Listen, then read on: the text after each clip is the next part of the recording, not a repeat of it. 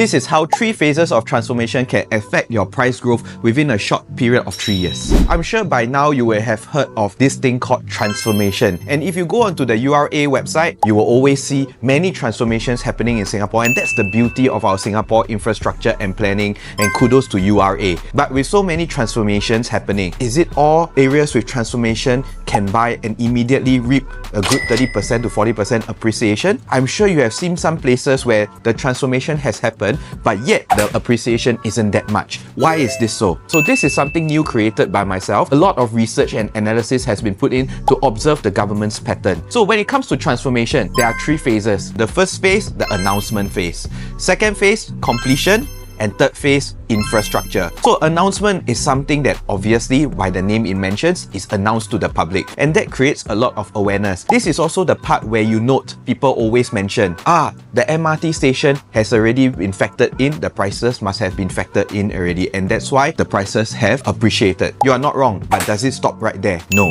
Alright, take a look in the next 2 phases. Completion is naturally the completion of the transformation that they have announced. And once it is completed, this gives confidence to the consumers. Followed by this, the government is not going to complete a transformation or complete something like an MRT station and leave it empty. They are definitely going to build something around this to make full use of this transformation that they have created. And that is the next stage, the infrastructure phase. With infrastructure phase, it also means the growth stage. So let's use the Bidadari Estate or Woodleigh MRT as an example. In 1996, the North East Line was announced. After the announcement means it created awareness. You can see based on the prices here, it went up by 41%. 2011, where the MRT station is finally completed, we are entering the second phase. It gives confidence to the consumers. You can see based on the graph, it increased by 57%. 2 years later, after the completion, the Bidadari Estate transformation is announced. In 2021, Bidadari flats have been completed and they are starting to sell in today's market. And you can see based on the graph itself, it went up by 33%. And finally, with the completion of the mall and Woodleigh residences in 2023, another 22%. A total of 112%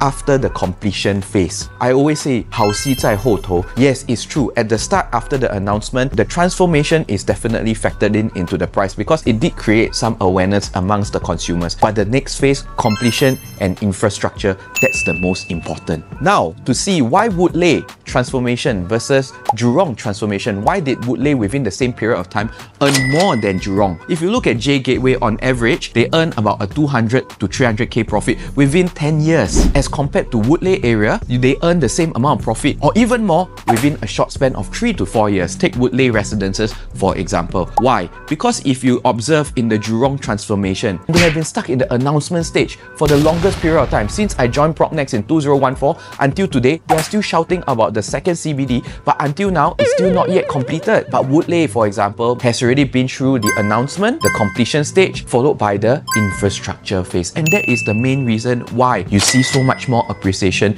within the Woodleigh area. So stay tuned for part 2, which we will explain to you how would we know what is the pattern and most importantly, which transformation that is current right now that you can take advantage of.